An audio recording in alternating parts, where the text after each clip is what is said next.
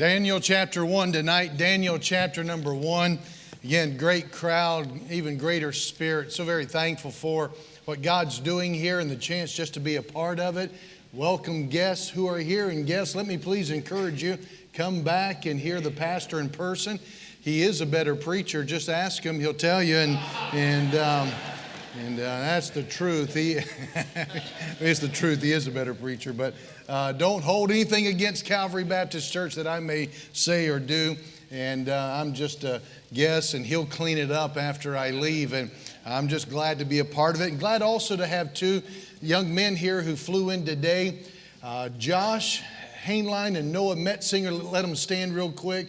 And Noah is closest to me in the dark suit. Josh is in the gray. Thank you. Be seated. They're students at Heartland Baptist Bible College, and you've had Sam Davison here before, and they are there. They're interning with us, and they're going away in just a week or so, and so Sunday will be Noah's last Sunday with us, and I've just not had much time with them, so I wanted them to come in, and they were both sitting there drooling, listening to the choir sing, and I wanted them to at least get in on what God is doing here, and that'll help. You will learn more by being in the place where God is at work than you will in the ivory towers of intellect studying how to parse and exegete.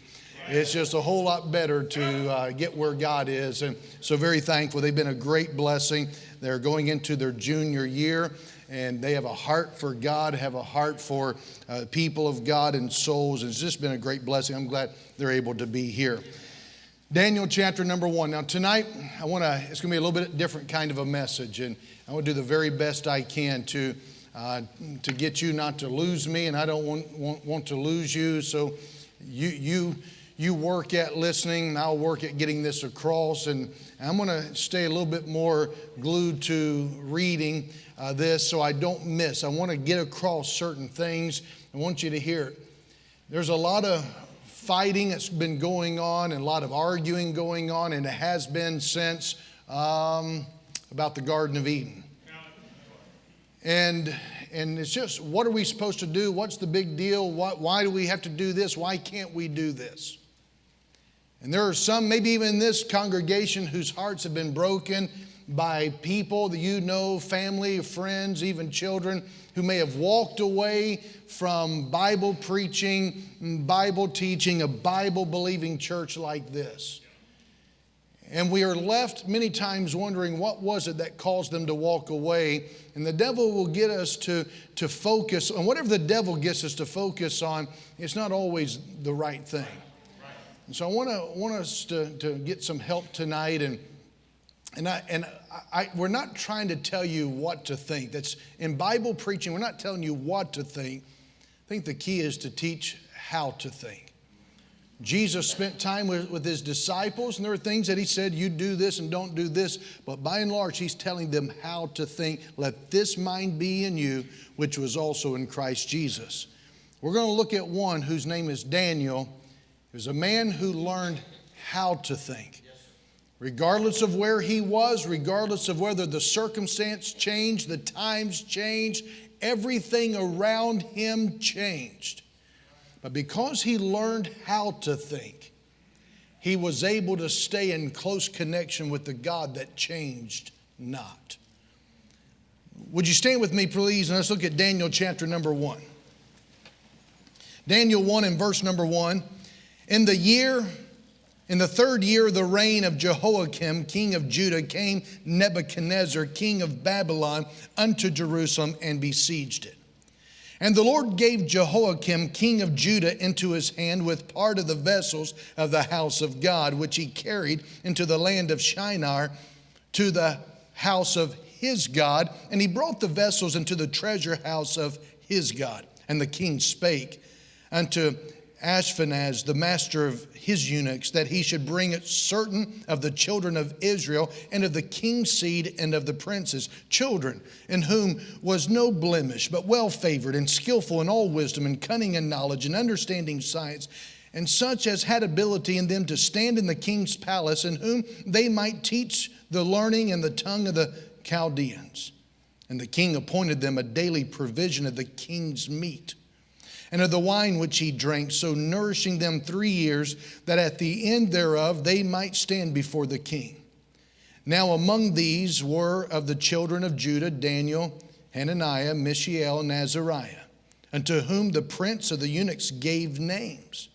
For he gave unto Daniel the name Belteshazzar, and to Hananiah of Shadrach, and to Mishael of Meshach, and to Azariah of Abednego.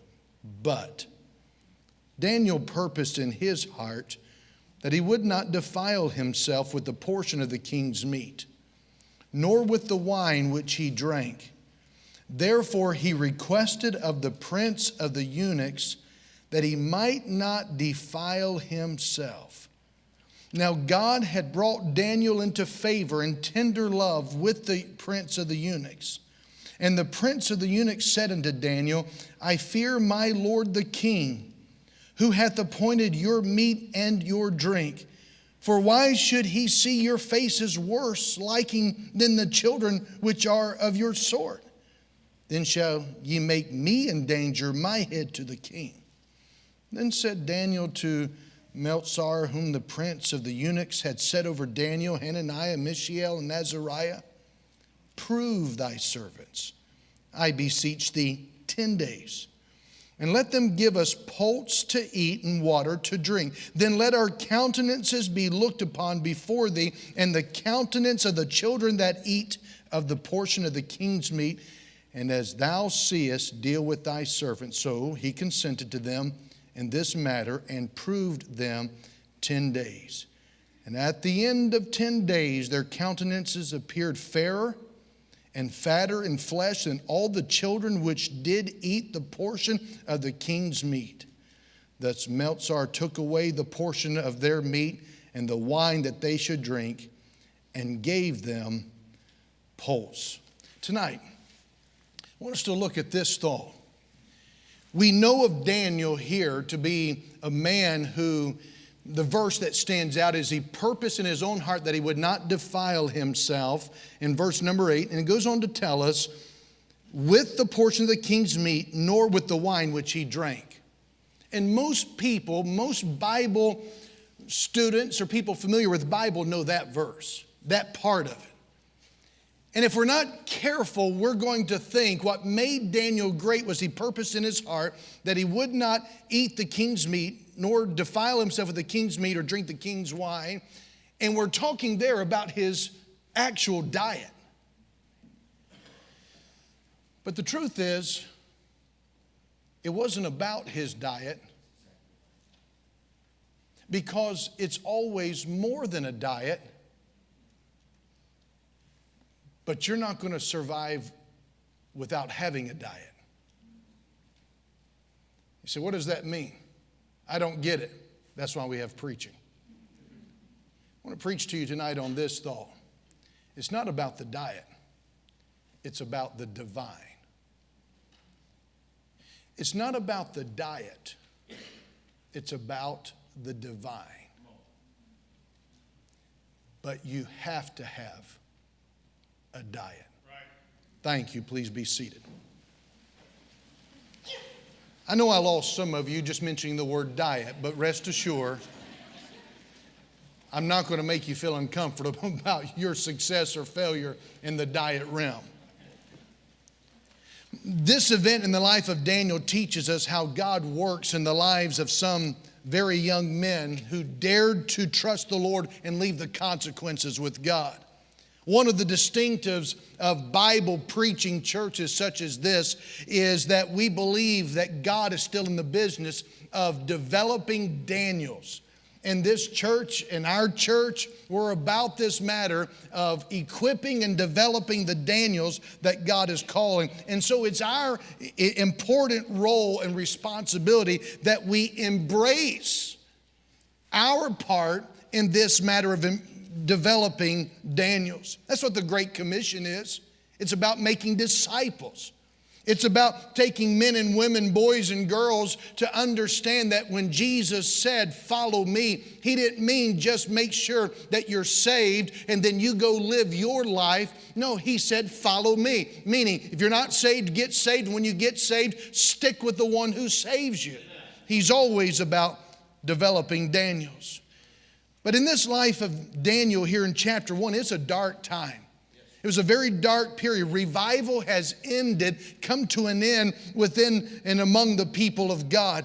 Daniel was only a boy when he was uprooted from everything he was familiar with. His homeland of Judah, his family, his friends, his home, his school, his church, everything. Even worse, he's deported to a heathen nation. He's subjected to the king's authority and an influence of a heathen king and those around him. Yet despite the fact that everything in his environment and circumstances changed, Daniel had no control over any of it except one aspect, and that was his heart. He had liberty to control his thoughts, his words, his actions, his motives, and his heart. And against overwhelming odds, Daniel was firm in his belief and his commitment to the Lord. And that garnered respect from even those heathens around them and many of those in authority. See, the truth is, Daniel knew who he was, but he also knew whose he was. We're told here, I'm not going to elaborate and spend time, but just so you understand and you can look at this, the Bible tells us in verse 1, in the third year of the reign of Jehoiakim. That's Josiah's son, Josiah, where the great move of God took place. And so Jehoiakim, before him was Josiah, before him was Amon, before him Manasseh. And so you see this up and down work of God. But here Jehoiakim comes in, and he had to have heard the stories. He had to have heard the things that God was doing. But he made some choices. He made some decisions. And as we've already said, you make your decision will then make you. And so it's a dark time. Revivals come to an end. There's been a departure from God. But it doesn't end. Anytime you depart from God, you never stay put. You never just stay in one spot. You're either getting closer to God or you're getting further from God. He made a departure from God. Then Nebuchadnezzar comes in and he brings even greater destruction. And there's a desecration according to verse number 2. He takes the things that were consecrated to God, he desecrates them, because once you begin to look away like Lot in a direction that God doesn't want you to be, in time you'll be there. And once you get there, you never just stay in a neutral place, but there's always a trajectory. Oh, you may not go even further because you might die there, but those that you've led there, they're going to keep going the same direction. That's what leadership does. And so it's a dark time. But in verse number 3, we are reminded that no matter how dark it gets, and it's getting darker in our country, God still has a plan. He always has a plan. In verse 3, God has a plan, and God is using people who are bent on desecrating the things of God, who know not God and have no desire to get to know Him. And God has a plan to even use these people, because in God's plan, in God's economy of plans, God uses people. God's going to use some young men. They have some beauty and brains and behavior. They're mentally, physically, and spiritually exercised in body, mind, and spirit. See, God's been preparing them, and God is still preparing these men. And anytime God has a plan, it involves people. And anytime God has a plan that involves people, it always is about a process. In spite of all the great change, the captivity, the relocation, desecration, notice what it says. That's what verse 1 through 7 is really telling us. It's dark, it's bad, but God still has a plan. It involves people. There's going to be a process. And no matter how much change, how much desecration, captivity, relocation, notice verse number 8. First 2 words. But Daniel. I'm telling you, God's process is always exciting. God's process involves primarily the heart, But Daniel purposed in his heart.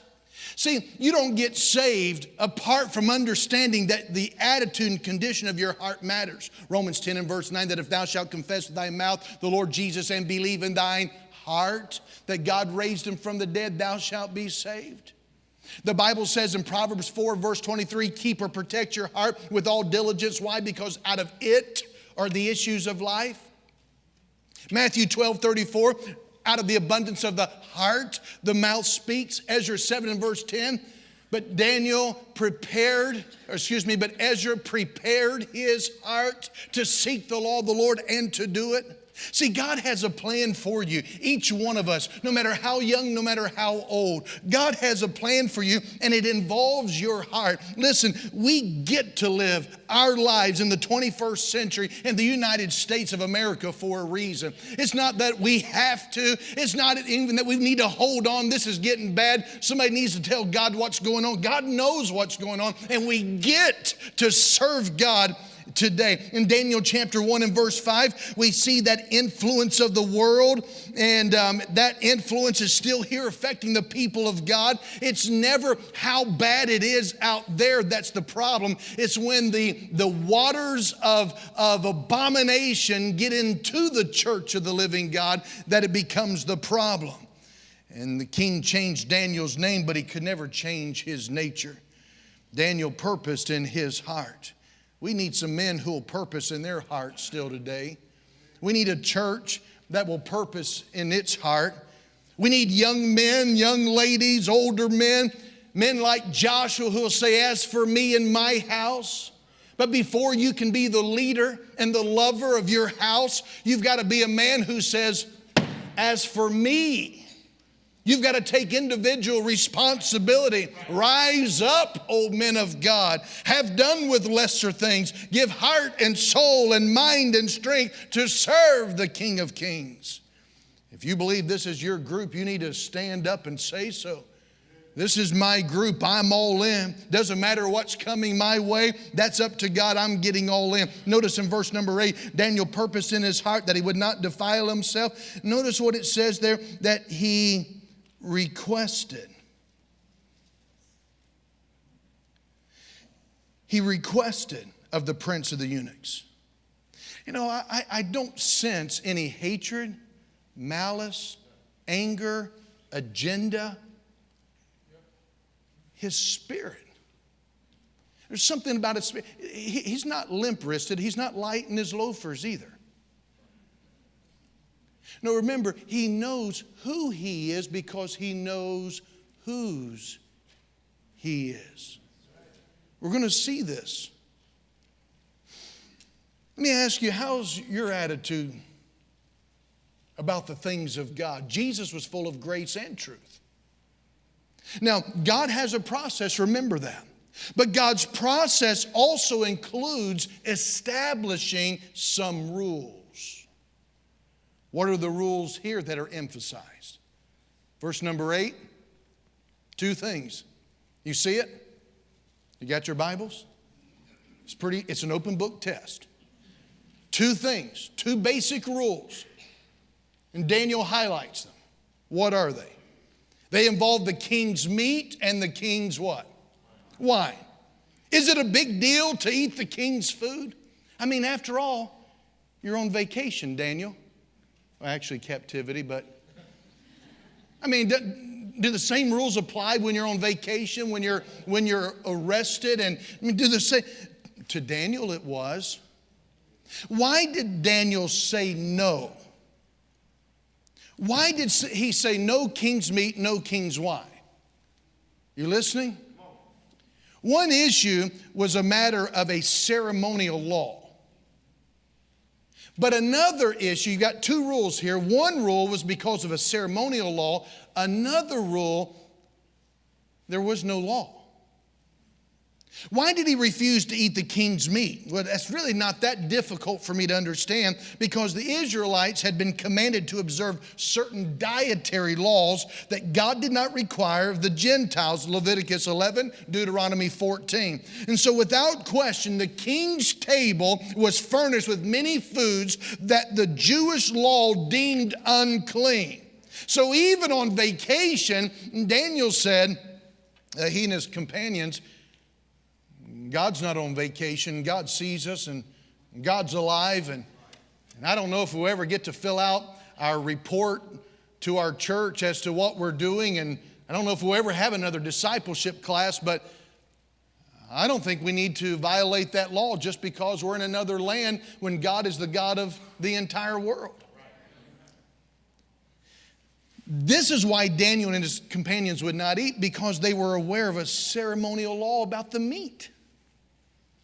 But here's the other question, but why would Daniel not drink the wine? The nation of Israel did not have a prohibition amendment in its constitution anywhere. There were three different kinds of laws. There's a moral, and there's a religious, and a civil law. Religious laws you find in the first 5 books of the Bible, the Pentateuch, and it just stipulated how Israelites, Jewish people, God's people, they performed rituals and ceremonies. And then you had moral laws, and that was expressed in the covenant with Israel, and it reflected the holiness of God, and it applies to all men of all times. But then there were civil laws. Civil laws simply to tell Israelite society how to operate. Now, Daniel got his conviction about the king's meat from understanding the ceremonial law.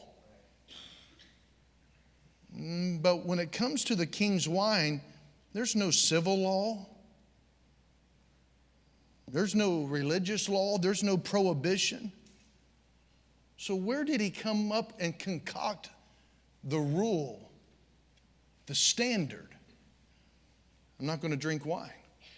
I'll tell you where. From the same place you and I can find it, from reading Solomon's writings in the book of Proverbs. Daniel got the idea that those who know and follow the perfect will of God will not drink intoxicating liquor. Proverbs 20 and verse 1, wine is a mocker, strong drink is raging, and whosoever is deceived thereby is not wise. And to be wise is to know and to follow the perfect will of God. Daniel is just a teenager. He's a young man, but he has a desire to be wise. And because of this desire, in the light of the teaching of Proverbs, he says, I'm not going to drink the king's wine either. Remember, the time is dark. He's alone. He doesn't have his pastor here. Nobody is around him. There's others sitting there trying to figure out, where are we, Daniel? What are we going to do? God always, however, has a plan. God's plan never involves shortcuts, but it's about a process. Remember, God is more concerned with timing than what time it is. He's always concerned about timing, and he's always on time. It's not your watch, it's his. And he's not as concerned about what time it is as much as the timing. He's not about you taking a shortcut, but he is about a process involving what? Your heart. And your heart requires some rules.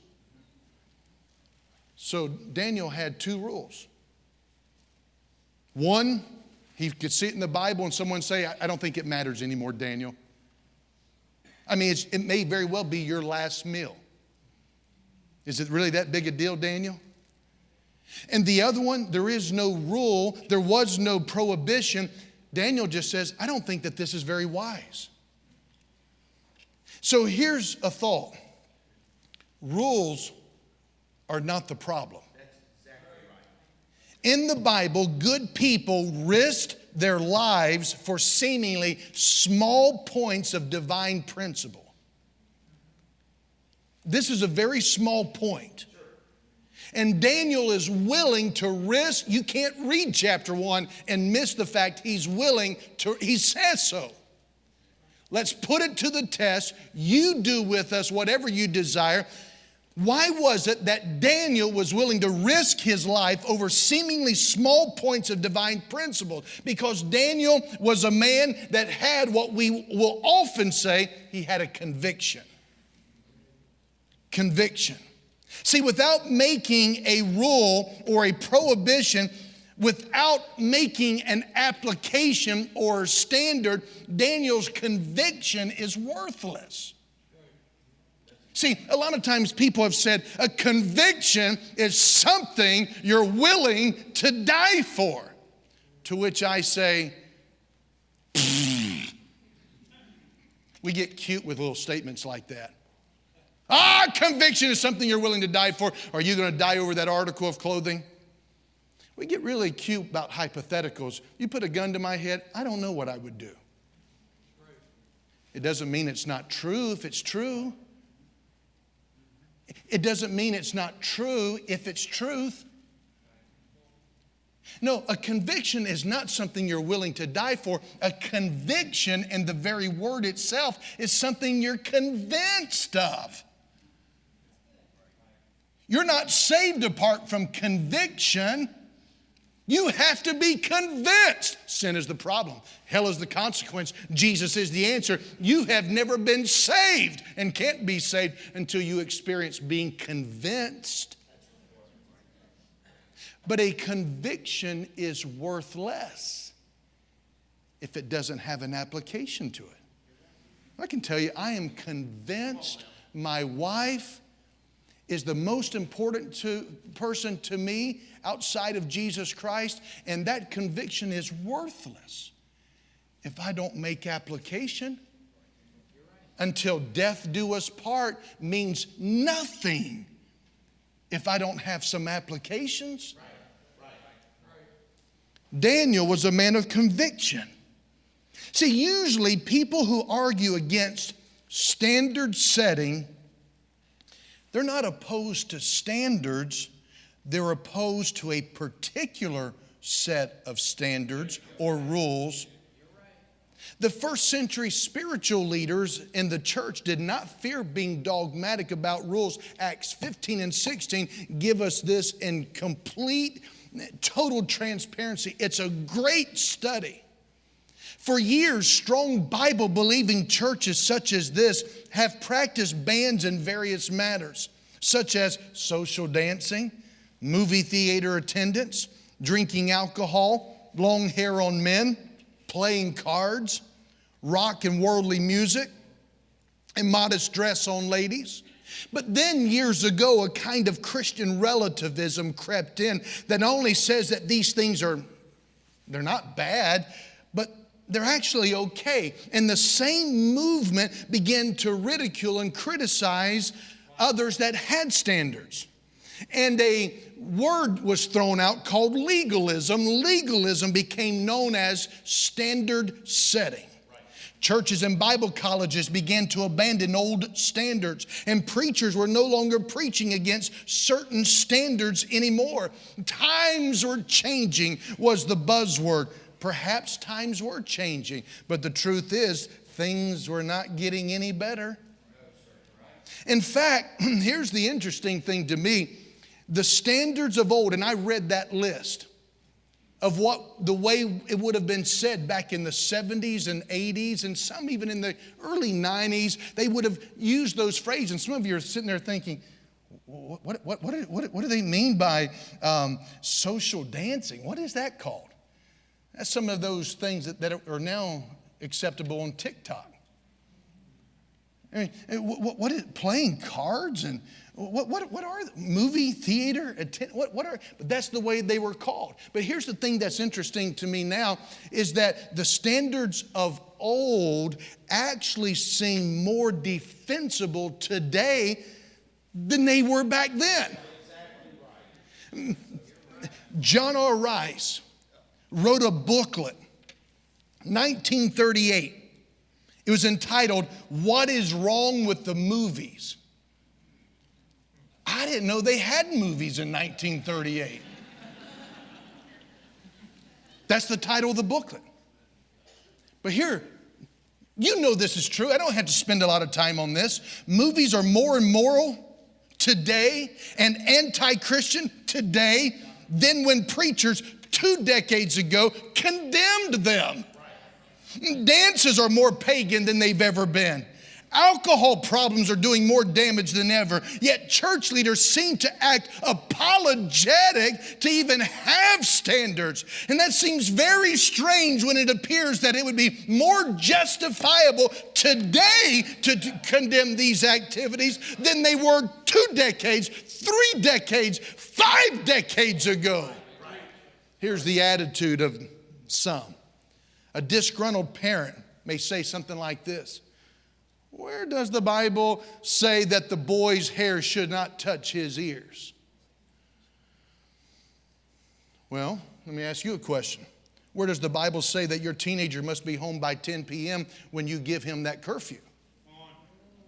See, parents don't have a compunction about being dogmatic in enforcing a curfew for their children, because God gave parents authority to interpret biblical principles in the forms of rules for their children. And the Bible also gives spiritual leaders authority to establish rules or standards that would help a group of called out local assembly of disciples who are commanded to follow Jesus Christ. Simply for Daniel to have a desire to serve his God and King as a desire by itself in isolation has absolutely no meaning. And you would never have the book of Daniel if all he had was a desire. The same is true with any Bible principle by itself. You know, have you ever thought about what is behind having speed limits? What is the principle behind speed limits? Some of you saying, what is it? What is it? Safety. Safety and protection. Why don't they take down stoplights and stop signs? And why don't they just put up signs and say, be safe? Be safe, y'all. Because the principle alone is not enough. You cannot apply the principle of safety without some kind of standards. Well, what was safe to me may not be safe to them, and what was safe to them is not safe to me. Someone has to take responsibility and say what the standard ought to be. That's called leadership. But the very ones who complain about it in the church, calling it legalism, never look at a stop sign and say, legalist. See, traffic standards are arbitrary. Speed limits. And so are many of our standards. Sure, many of them are arbitrary, yes. Men's hair. Already mentioned it. I can't prove from the Bible that man's hair should be off of his ears. But I can prove to you from the Bible that he should not have long hair. So we set a standard that we believe is to be safe. Everybody sets one. Why not set one that would be safe? Ladies' dress. I can't prove that dress should come to her knee. You know, every Christian school I've been in has different rules. Some say to the top of the knee, some say to the middle of the knee, and some say to the bottom of the knee. And do you know in all three institutions, I find ladies that complain about the rule? Because the rule is not the problem. It's always about the heart. I can't prove that the dress should come to the top, the middle, or the bottom, but I can prove to you from the Bible that she is to be scripturally modest and distinct. So why not set a standard that we believe is safe and in keeping with what we do know from the Bible? We have to draw a line somewhere, don't we? Even preachers who say, we don't have standards at our church. We don't have rules. I'll tell you, rule number one, I'll tell you what rule number one is. We don't have rules. But that's their rule. Have you ever been to an Outback restaurant? Anybody ever been to an Outback? Years ago, their slogan was, no rules, just right. That was their slogan. My wife and I went there when we were engaged. We went there when we were early married. We would order an appetizer, cheese fries, and we get two teas. That was our meal. That was all we could afford. Cheese fries, bring extra ranch, and 2 teas. But their slogan was no rules, just right. And when we got enough money, we would order a steak and we'd split it. And I'd say, I want it pink.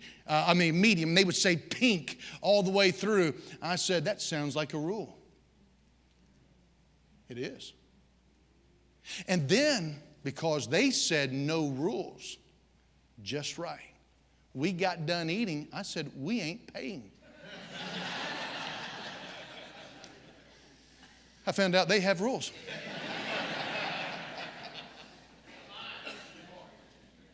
Some won't come to my church. It's not my church, it's the Lord's church, but some won't come to our church because they say you've got rules about dress. Well, I said, what church doesn't? No, you got church, a happy clappy honky tonk church over there. They don't have rules. I said, yes, they do. I said, you try walking in there with no clothes on. You see how long you last. Preachers who should have a Bible and should have a brain, they're not using either one. We've got to draw a line somewhere. Why not then draw the line that allows for our diet to reflect? Remember, I told you that it's not about the diet, it's about the divine.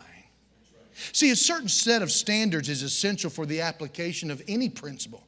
But even something greater than that, Daniel put his welfare and even his life in jeopardy by refusing to violate the dietary stipulations of the ceremonial law. And he jeopardized his life over an application he made from reading of the book of Proverbs. Why? Because it wasn't about the diet. It was about the divine. Notice in verse number 11. Then said Daniel to Melchizedek, whom the prince of the eunuchs had set over Daniel, Hananiah, Mishael, and Azariah. Look at what he says in verse 12. Prove thy servants, I beseech thee, 10 days, and let them give us pulsed vegetables and water to drink. Then let our countenances be looked upon before thee, and the countenance of the children that eat of the portion of the king's meat. And as thou seest, deal with thy servants. Do you see Daniel sitting here saying, I don't know what's going to happen. This may not work out at all. This may very well be our last meal. I don't know what's going to happen. No, I don't see Daniel wishy-washy. I see Daniel saying, my God's alive. Yeah, give us some vegetable and water and give them the protein drink and the energy powder. And in 10 days, you watch and see not what Daniel can do, but watch and see what God can do. That's why in 2 chapters later, in chapter 3, you're going to find Daniel 3, verse 17, the three Hebrew children said, and the God whom we serve, he is able to deliver us from this fiery furnace. In other words, their confidence was not in the diet. Their confidence was in God, in the divine. Daniel's rules concerning his diet are not what made Daniel so great. Listen, too many are overwhelmed and losing in their Christian life because of the diet, the rules. Very seldom do I emphasize, here are my personal standards. Because I know how people who don't have a relationship with God, how they think, well, man, if we're going to go here, we've got to follow his.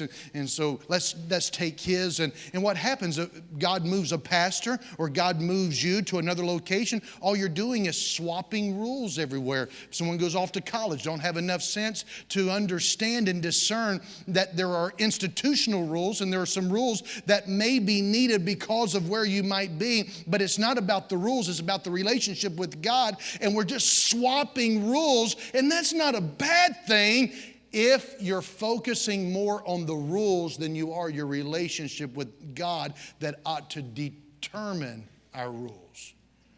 In other words, I don't want you to take just my standard. I want you to find that principle for where it comes from. Yes, sir. Yes, sir. Because the authority is not what I do. I'm going to draw a line somewhere. You're going to draw a line somewhere. We already do. But let's not look at where each other's drawing the line as much as let's look to see where are we getting this principle from, and let's get as close to that as possible, because where my standard might be stricter than yours, it may not be as strict as what it ought to be. And as I draw nearer to God and God draws nearer to me, he might let me know, you might want to straighten that up a little bit. You might want to strengthen that a little. You might want to come a little bit closer to this side. See, people get overwhelmed with the what's and the hows. It made no sense for Daniel to say, feed us vegetable and water for 10 days, give them muscle food, and then compare us. But the point is, it's not the diet, it was the divine that made the difference. He said no to one king's plan because he had already said yes to the other king's plan. It's not the diet, but the divine that made the difference in Daniel's life. Daniel's rules concerning his diet are not what made Daniel so great.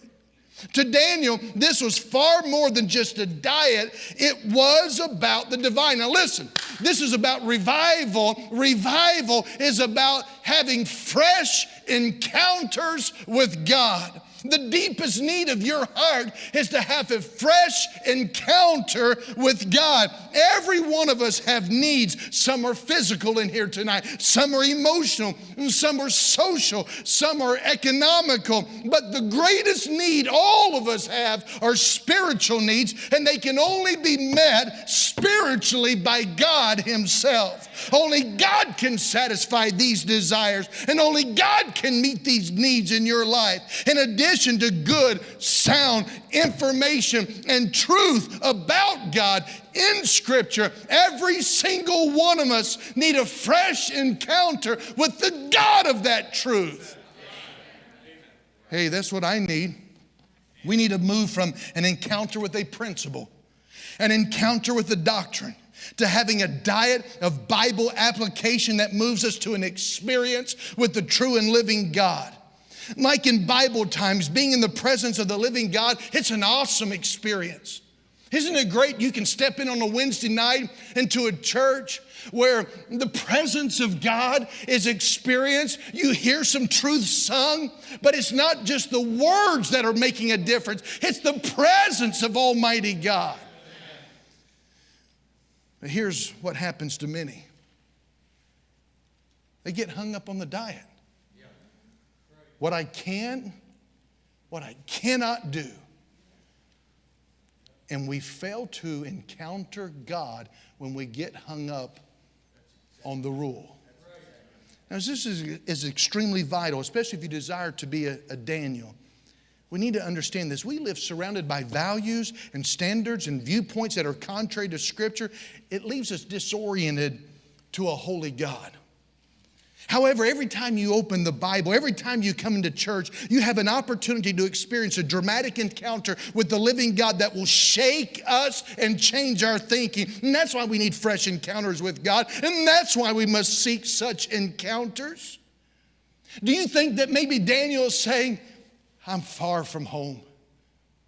I'll probably never get to see my homeland. I'll probably never experience what I used. I'll never get to hear the choir sing like I used to hear. I'll never get to hear the Bible preaching like I used to. It is so important that I don't lose this relationship with God. Now, stay with me. To Daniel, the rules concerning his diet were not greater than his relationship with the divine. Daniel did not start with the prohibition. I can't and I won't. That's not where he started. He started with the yes to the person of God.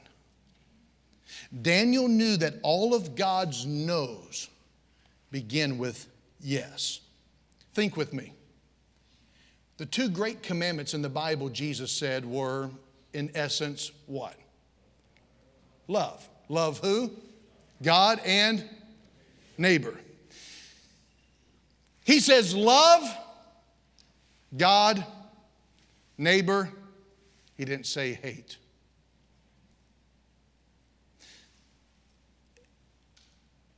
It's about the yes with God. Someone says, yeah, but in 1 John chapter 2, it says, love not the world, neither the things that are in the world. If any man love the world, The two greatest commandments is loving God with all of your heart, soul, mind, and strength. And the second be like unto it, loving your neighbor, not hating. He didn't say don't hate or don't do.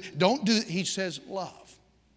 God says, I give you the green light. In 1 John 2, he says, however, love not the world, and neither the things that are in the world. For if any man love the world, he tells us, love not the world, for if you love the world, you're just going to have too much fun.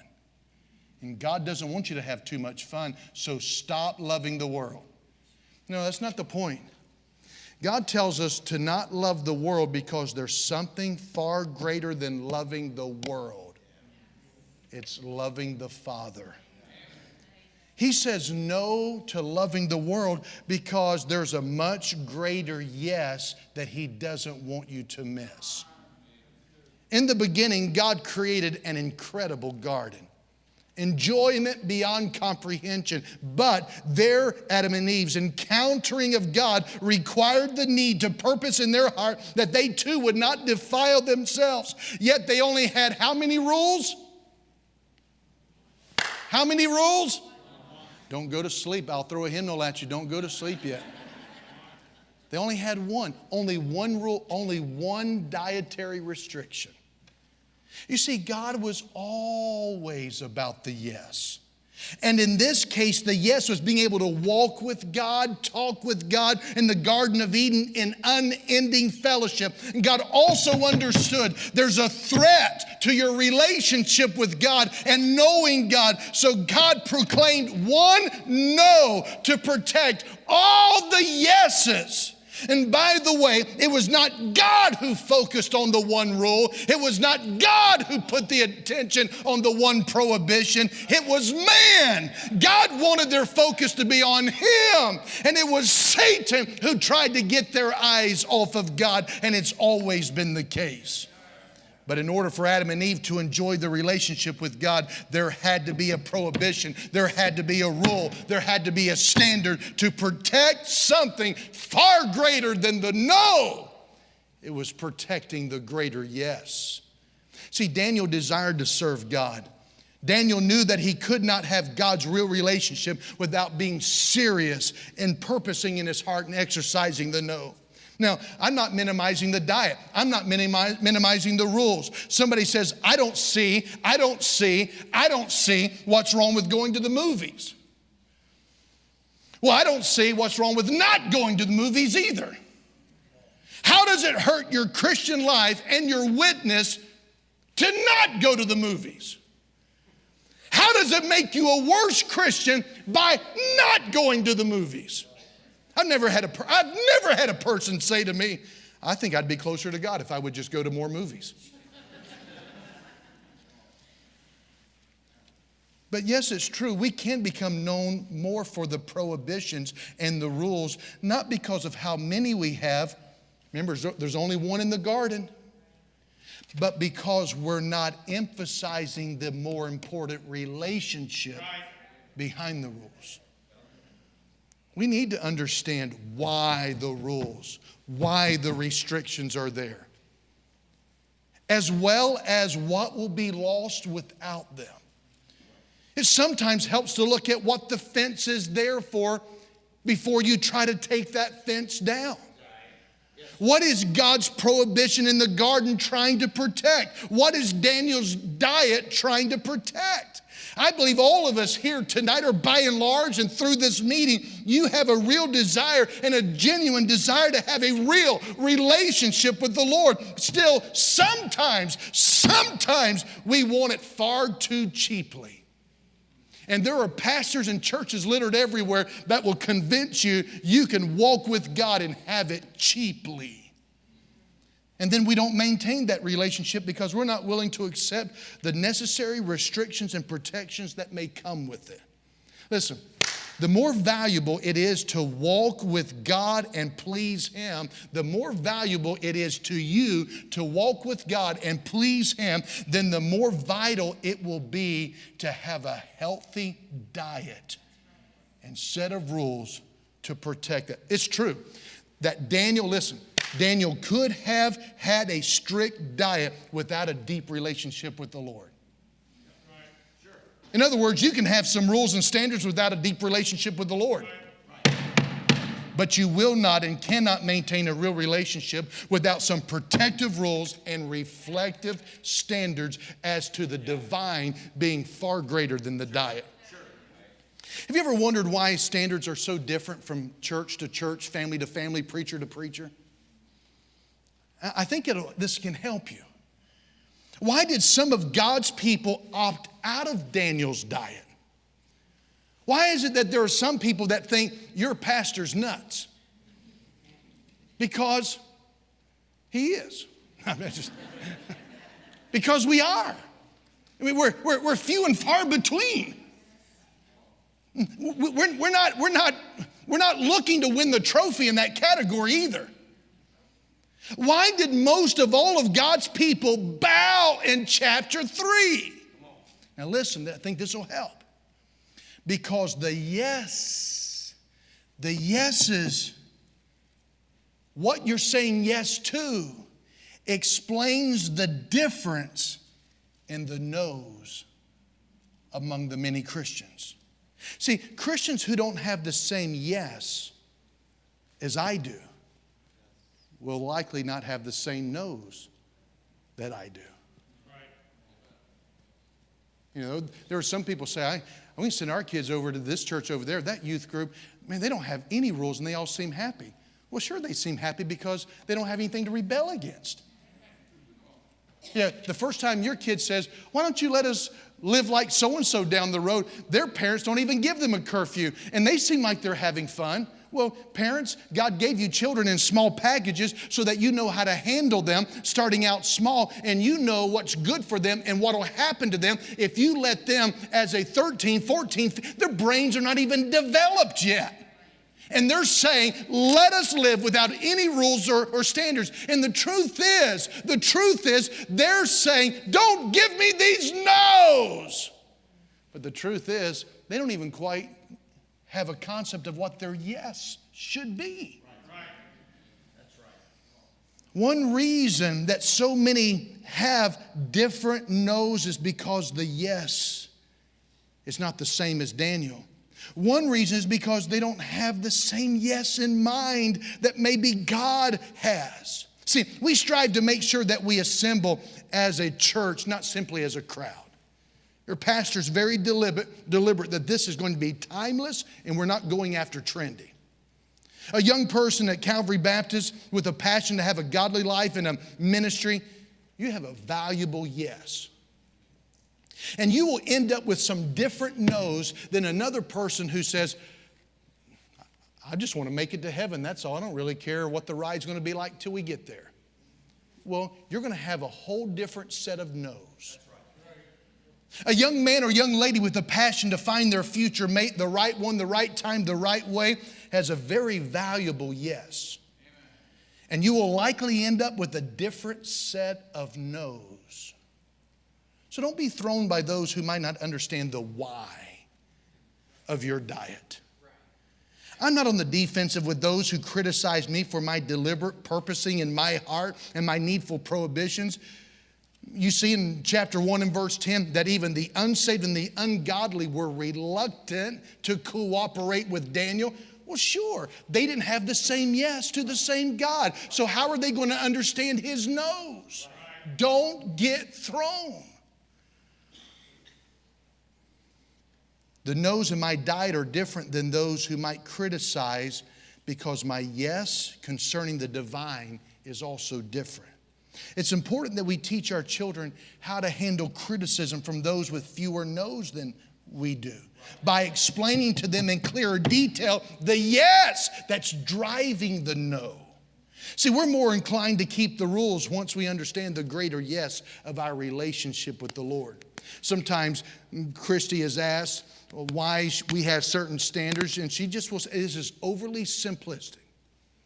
But she's taught the kids until they can understand some things they can't quite understand, but what we are trying to get across is the yes part. And so she will just say, oh, the reason why I do this is just simply because I love Jesus. Now, I think, again, we can teach how to think, and we're working at that, but just overly simplistic, Daniel, why no king's meat and why? We kind of get the meat, but why no why? He would say, because I love my God. Now, I've heard parents and pastors talk about losing young people, losing people to the world or to other churches. But let me say this. I don't think we lose our children and our church members by having too many prohibitions and rules in our discipleship diets. Let me say it again. I don't think we lose our children or church members by having too many prohibitions and rules in our discipleship diets. I don't know that I've ever seen anyone leave over too many rules or too strict of rules. They may say that. They don't leave because of the no's. They leave because they were never convinced of the greater yes. Because it's not the diet, it's about the divine. And all that they ever had a relationship with was a diet. They never tasted and seen that God was good.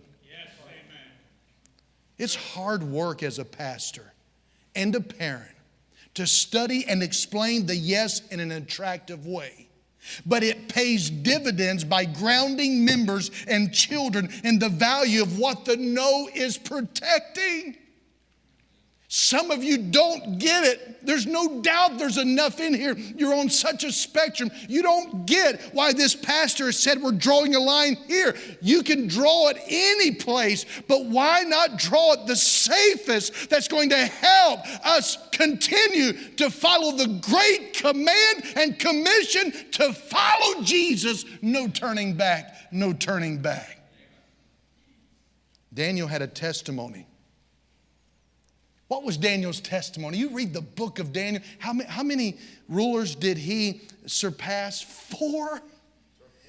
4 kings. And here's what Daniel's testimony. Anybody know Daniel? Yeah, Daniel was a man. He was a young man and an old man. He had life. He had joy. And he had confidence in God. Listen, being biblically conservative is anything but boring. Daniel doesn't sound like a fuddy-duddy. Why? Because of what is being preserved and protected. Never heard anyone who saved as much as possible for the one they're going to marry. I want to save as much as possible for the one I'm going to marry. See, the way we live today, we're taught just as long as you don't sleep together, you can give as much away because you love each other. And when you get to the wedding altar, will you give this man, will you give this woman? Well, they've already given half of it away. That's exactly right. You don't see that in the Bible. I've never seen or heard anyone say that I saved as much as possible for the one that I will give myself to and ever regret it. I've never heard anybody say, I wish I would have given more away before I said I do. See, my cause in knowing Jesus, my cause is in knowing Him. And He has a way of producing joy, even with the limitation and the restrictions of the one diet in the Garden of Eden, the couple diets that Daniel has, and others. See, the spirit in your home or church or youth group, it likely gives away whether it's about the no or the yes. Listen, young people, you've got some no's in your life, and you're going to have them as the world changes, but it's not about the no, it's about the greater yes. Work at understanding the divine when your pastor's preaching in the pulpit. Then parents, go home and explain the importance of the diet. Teach the preeminence of the divine at home. Then describe what the diet looks like. As the world calls for change, the church suffers because of people living as chameleons when God is looking for champions. God's still looking for Daniels. You may be sitting here. God's still looking for you. God's still looking to develop you. He has a plan. He always uses people. He uses a process, and it always involves rules. But don't ever think that the rules are there in isolation. It's because He wants you. When I said I do, she said I do, we had a bunch of rules. But we never looked at it as rule number 1. Rule number 2, we looked at it as relationship number 1. And that meant more to us than anything else. Yes, and the day I found out that God loves me, Jesus died for me, I am His and He is mine. I am convinced I belong to Him. And in order to be effective for Him, I've got to make some application. Whether therefore ye eat or drink or whatsoever ye do. Let's stand together, please. Do all to the glory of God. Lord, I know this was a little bit different and unique, but I know this pastor can preach this concept a whole lot better. Lord, we get sick and tired of hearing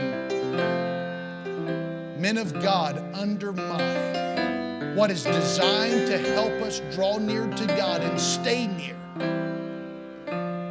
I pray that you would help us to see that every age, every day, God's looking for Daniels, men and women, boys and girls, that would just say all to Jesus and surrender to the greater yes and not really care.